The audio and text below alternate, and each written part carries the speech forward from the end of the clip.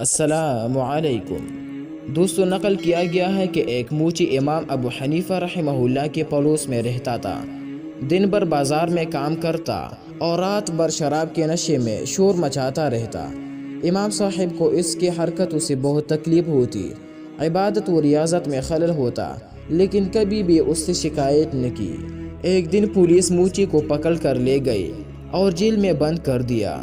رات بھر امام صاحب نے اس کے شور و شرابے نہیں سنے۔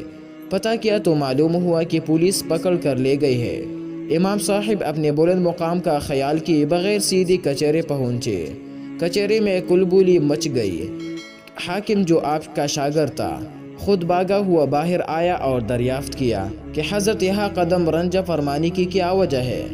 فرمایا کہ میرے محلے کا موچی جو میرا پڑوسی بھی ہے، پولیس والوں نے اسے گرفتار کر کے جیل بھیج دیا ہے، اسے میری ضمانت پر رہا کر دیا جائے۔ چنانچہ اسے جیل سے رہا کر دیا گیا۔